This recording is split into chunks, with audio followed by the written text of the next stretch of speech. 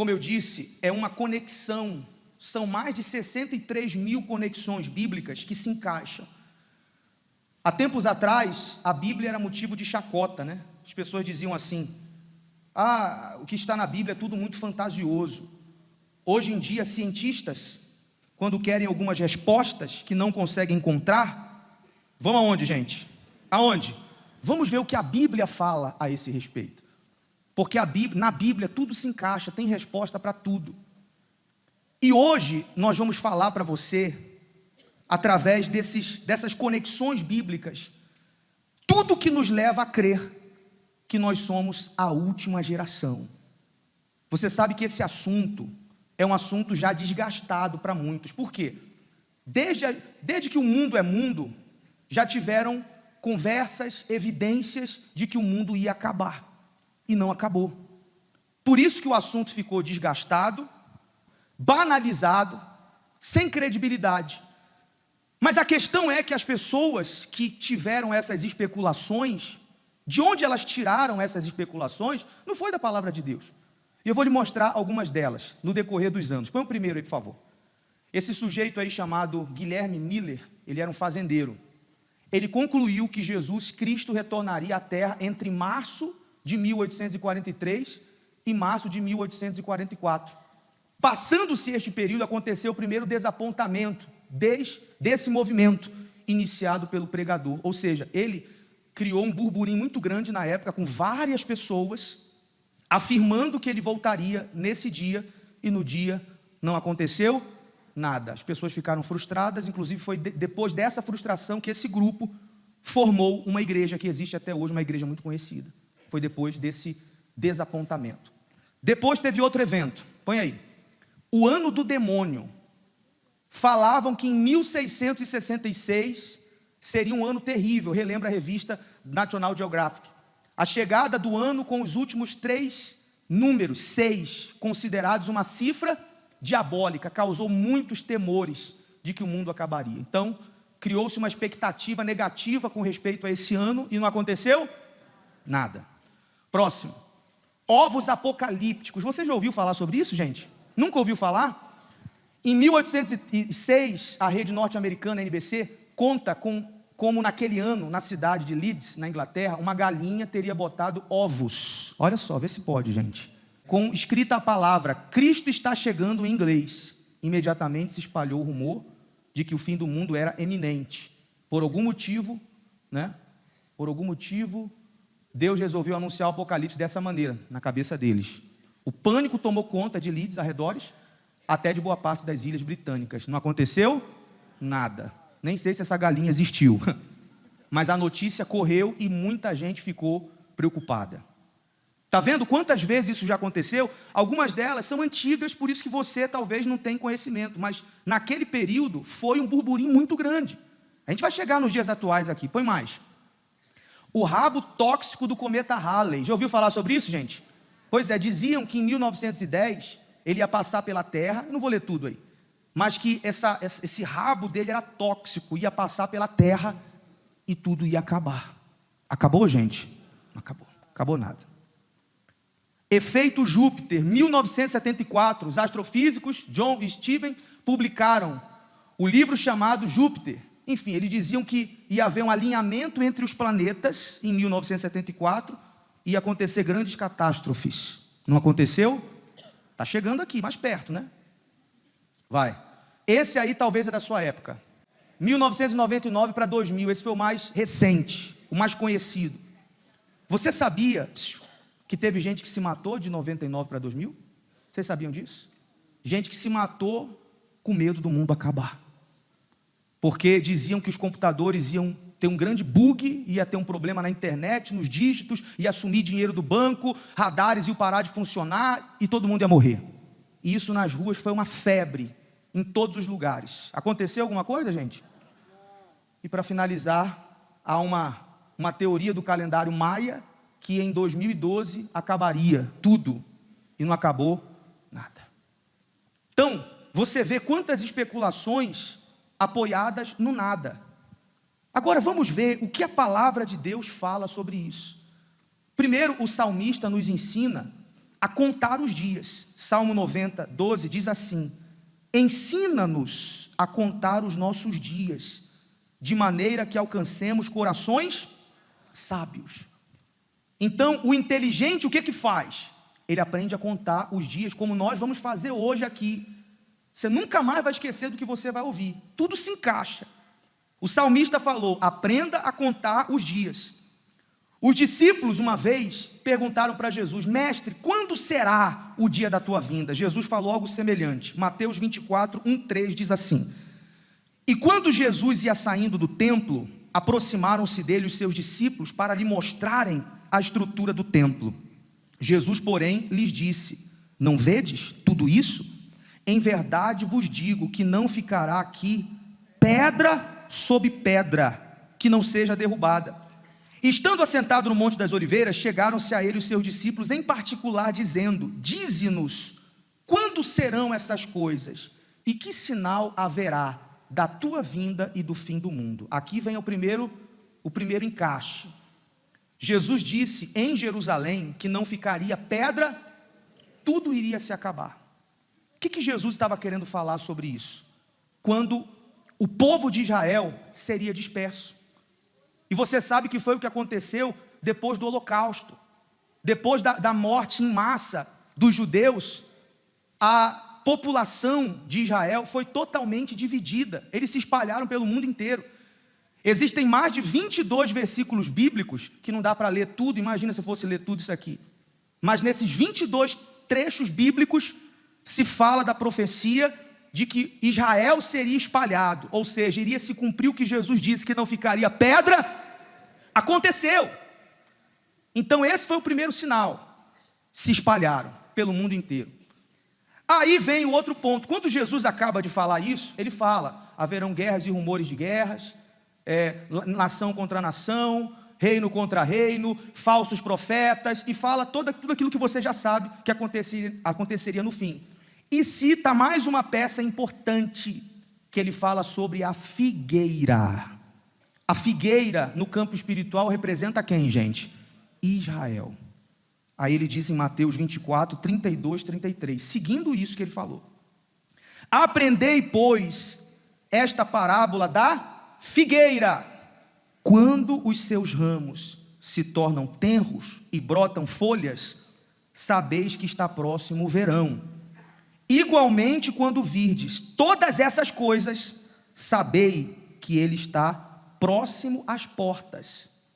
O profeta Oséias também fala sobre a figueira: achei a Israel como uvas no deserto, vi a vossos pais como a fruta temporã. Do que, gente? Da figueira no seu princípio. Então, Jesus mandou olhar para a figueira. Jesus mandou olhar para Israel. Tudo que acontece em Israel não é por acaso. O Israel pode ser chamado como termômetro do mundo. O que acontece ali, a gente tem que estar com os olhos abertos, porque são profecias. Então, em 1948, depois que todos os judeus foram espalhados pelo mundo, em um único dia, veio um decreto: pode voltar agora, reconstruir o Estado de Israel, que a gente falou semana passada. Teve muita briga, tem guerra até hoje por causa disso, mas em um único dia, 1948, essa promessa se cumpriu, de que o povo que estava espalhado, o que iria acontecer, gente? Ia voltar, ia se unir.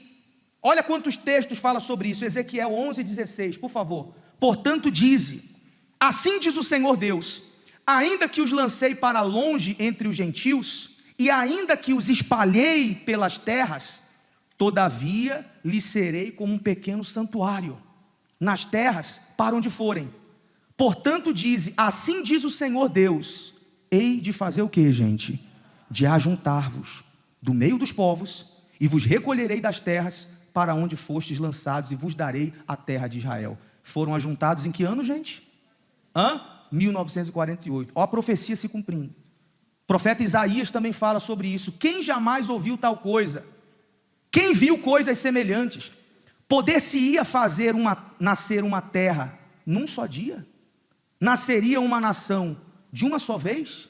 Mas Sião, o que é Sião, gente? Jerusalém. Mas Sião esteve de parto e já deu à luz a seus filhos. Essa profecia já se cumpriu. Nunca existiu na história da humanidade um país, uma terra que houvesse sido destruída, eles foram dispersados totalmente e conseguiu se reconstruir a partir de um único dia, depois de 800 anos, com toda a força. Veja que a figueira não deu frutos pela metade, não. A figueira está dando frutos até hoje. Israel não foi reconstruído pela metade, foi reconstruído na sua totalidade, está em plena força. Se você olhar no mapa, pessoal, a figueira, Israel, é um lugar pequenininho. Vocês já olharam no mapa já, gente? Minúsculo, que todo mundo quer. É guerra e mais guerra para tomar aquela terra, ninguém consegue. Países poderosíssimos bombardeiam, criam planos, contra-ataque. Pode parecer que a proteção de Israel é uma coisa tecnológica, pode ser coisa do homem, não é. Ele é o guarda de Israel, amém? Aquele lugar é guardado por Deus. É profecia de que ninguém vai conseguir destruir essa terra por enquanto. Mas essa profecia já se cumpriu. Se espalharam e se ajuntaram. E aí começa a nossa contagem de 1948 para cá. Porque o salmista disse assim, Salmo 102: Tu te levantarás e terás piedade de Sião. Ou seja, o próprio Deus, vendo a situação deles de estarem espalhados, por piedade vai uni-los. Lembrando, Sião é o que, gente? Jerusalém, Israel. Pois o tempo de te compadeceres dela, o tempo determinado, já chegou. Porque os teus servos têm prazer nas suas pedras. Lembra que não ficaria pedra sobre pedra. E se compadecem do seu pó. Então os gentios temerão o nome do Senhor, e todos os reis da tua terra a tua glória. Quando o Senhor edificar a Sião, quando que isso aconteceu, gente? Quando que isso aconteceu?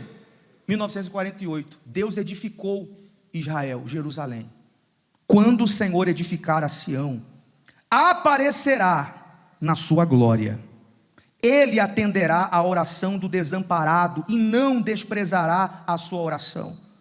Isto se escreverá para a geração futura, e o povo que se criar louvará ao Senhor.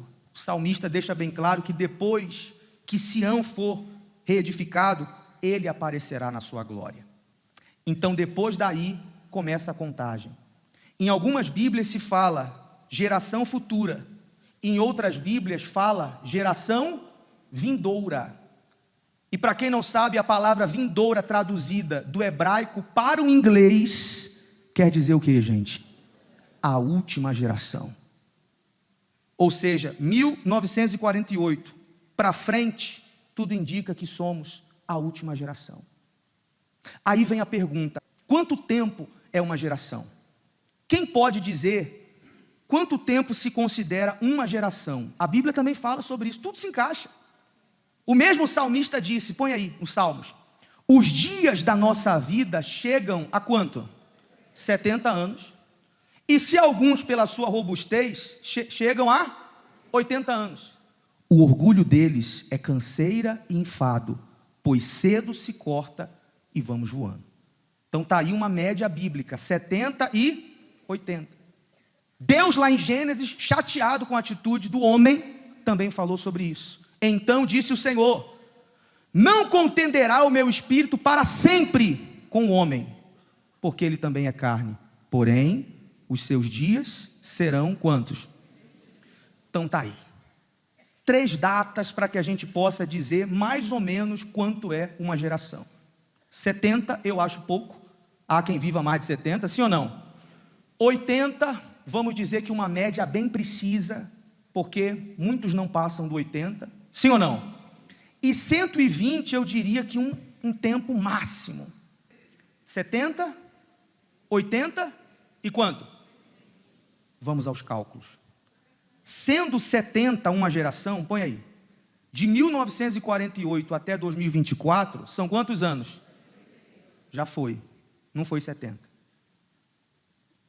Próximo. Para 80 anos, faltam quantos anos?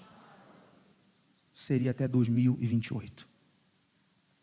Levando em consideração 80 anos, Jesus volta até 2028. Deu para entender, gente? A média. Sendo 120, que é muito, faltam quantos anos? 44 anos, e seria até mais ou menos 2068.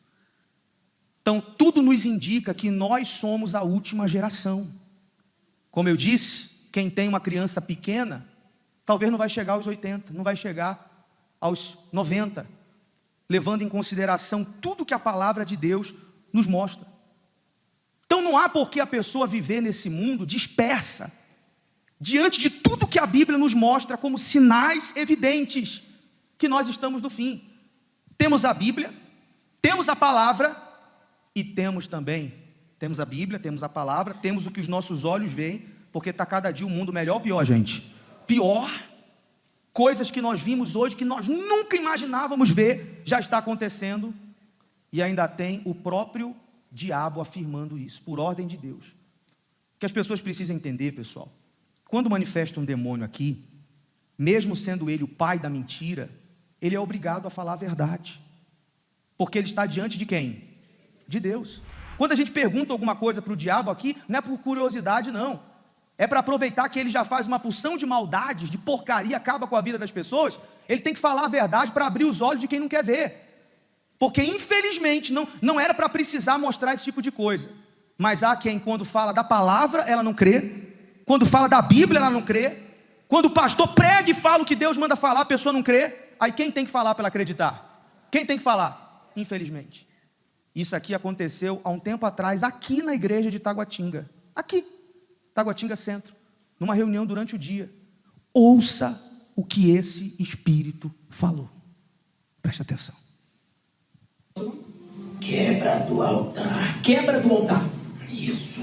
O que você faz, quebra do altar, na vida de uma pessoa? Como é que é isso, quebra do altar? Eu e minha falange trabalhamos na vida daqueles que servem ou já serviram ao seu Deus. Como você trabalha? Esfriamento. Mas o quê? Esfriamento. Aí você vai esfriando o servo, fazendo ele ficar acomodado. Até ele não tem mais força para a reação. Como começa a acomodação de um obreiro, de um pastor, de um servo, de uma pessoa que serve a Deus? Como começa esse esfriamento? Como? No dia que ele acha que é alguma coisa, no dia que ele para de orar, de meditar, no dia que ele esquece da onde o teu Deus tirou ele, ali eu já pego. Ali você já pega. É claro, seu homem. Eu peguei essa ordem há pouco tempo do meu chefe. Há quanto tempo você pegou essa ordem? Há 2 anos. Vocês não têm noção. De quê? Do quão perto está a volta do teu Deus. Está perto? Vocês são a última geração. As crianças que hoje ainda estão vivas não chegarão à fase adulta. Olha só, as crianças hoje, que existem hoje, não vai ter tempo dela chegar na fase adulta. Não chegarão. É. O céu já está vazio. Os anjos já estão em pé em cima das nuvens. O seu Deus já está sentado nos ar. Só vocês que não conseguem ver, mas os pés dele estão em cima da cabeça de cada um. Você está dizendo... Não há mais tempo para nada. Não há.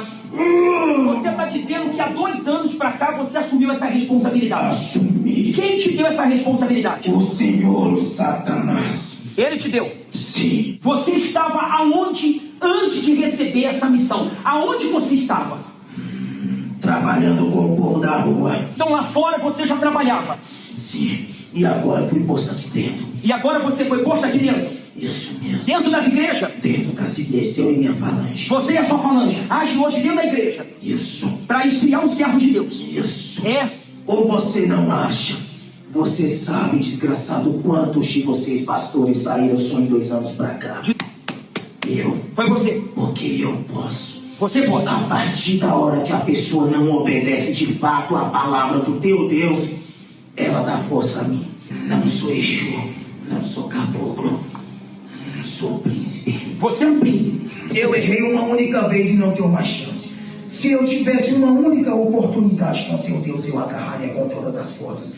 E esse desgraçado aqui tem várias e não dão valor. Por isso que a gente leva. Porque não valorizam a oportunidade diária que tem com o teu Deus. Então, se você tivesse uma oportunidade, você abraçaria, agarraria. Dava tudo, porque eu sei como é lá em cima e eu sei o que é lá embaixo. É? Eu sei quem é o seu Deus. Lá em cima é como? Fala pra eles aí. Como é lá em cima? Você já teve lá, como é que é? Não tem palavras para explicar. Mas se eu tivesse chance, eu limparia esse chão com a minha língua. Só para uma única oportunidade com o teu Deus. É? Você limparia o chão com a língua só para você ter uma oportunidade? Uma chance. É? Se ela então pegar a vida dela e entregar ao Senhor Jesus, ela é livre na hora. Mas se entregar com sinceridade. Porque muitos entregam, muitos vão na frente do altar achando que isso aí é palhaçada. Mas eles não entendem que o teu Deus está sentado lá em cima. E ele vê a intenção de cada um. Ele está aqui. Muitos vão aí e pedem perdão quando está com a vida desgraçada, mas já com a intenção de, quando a vida voltar ao normal, pecar novamente. É por isso que a vida não anda. Veja que o próprio diabo falou, e várias vezes em outras ocasiões já falou isso. Eu só queria ter mais uma, ele não tem mais. Todos aqui têm chance de serem salvos. Amém. Todos. Segunda coisa, afirmando ser a última geração, você percebe o diabo colocando menos força ou mais força, gente? Olha só, revelando os seus planos. Outrora agia mais lá fora e agora está onde? Vocês são testemunhas disso. Nos últimos 2, 3 anos, quantos pastores você viu sair da obra? Gente que você conhecia, gente que você admirava. Gente que talvez fez parte da sua conversão. Não só pastor, bispo, obreiro, obreira, membro. Porque é o diabo agindo aonde? Dentro da igreja, colocando mais força. Mais força, porque está chegando perto. Você sabe o que é isso? Os anjos já estão com os pés nas nuvens. O que mais a pessoa precisa ouvir para entregar a vida dela para Deus? Deus dando chance, a chance que o diabo não tem mais. As pessoas dentro da igreja, como infelizmente ele mesmo disse, vem na igreja, entrega a vida, mas lá fora pega a vida de novo. Vem na igreja, meu Deus, me perdoa, eu quero te servir. E quando acaba a reunião, volta a fazer pior do que estava fazendo, como se Deus fosse uma criança. Pessoas que fazem votos, entrega e toma, começa e volta, levanta e cai, levanta e cai, levanta e cai. Aí a pessoa pode pensar assim, mas por esses cálculos aí eu ainda tenho 4 anos. Ou por esses cálculos eu ainda tenho 44. Só que ela se esquece que o mundo acaba para a gente quando a gente morre. Todos esses cálculos caem por terra se a pessoa morrer agora. Quem está entendendo, gente? Morreu, acabou. Deus está te chamando. Deus está usando todas as estratégias. Tudo que você poderia ouvir, Deus fez você ouvir hoje, para você se entregar, para você não pagar para ver, para você não ficar como uma boa parte dos crentes estão dentro da igreja hoje, fazendo das igrejas clubes sociais, fazendo das igrejas desencargo de consciência. Sabe aquela coisa? Pelo menos eu fui na igreja, mas ela só vem na igreja. Deus não quer que você venha na igreja, Deus quer a sua alma. O que o diabo quer, gente? Que você esteja dentro ou fora da igreja. Ele não se importa com isso, porque ele está agindo dentro da igreja. Ele quer o que, gente? Não ouvi? A alma. Principalmente a alma de quem é servo. Então se entrega hoje. Conserte-se hoje. Se for o caso, se batize hoje. Tome as suas decisões hoje. Que mais a pessoa precisa ouvir? Mas se esses cálculos aí forem todos furada, pode ser a qualquer momento. Sim ou não, gente? Qualquer momento. Entrega a sua alma para Deus. Está provado. Somos a última geração. Depois que a figueira começasse a dar os frutos, a geração vindoura seria a última geração. Você pode ver que tudo está acontecendo de 1948 para cá. Tudo se afunilou. Outrora acontecia um ou outro sinal isolado. Agora já aconteceu tudo de uma vez. Se você for ver, com esse crescimento na internet, que às vezes parece negativo, é uma das formas do evangelho ser pregado a toda criatura, que é só o que falta. Outrora a gente não podia chegar em todos os lugares. Hoje é possível, gente. Hoje tem gente com internet até dentro do mato, é ou não é verdade? Tem gente com internet hoje em dia, lá nos índios, se você vai ver, tem índio com telefone lá, olhando lá, o que você está fazendo? Eu estou na internet. Então a igreja talvez nunca chegaria a essas pessoas, mas o nome do Senhor Jesus vai ser pregado às vezes através da internet. E quando isso acontecer, já era. Feche os seus olhos.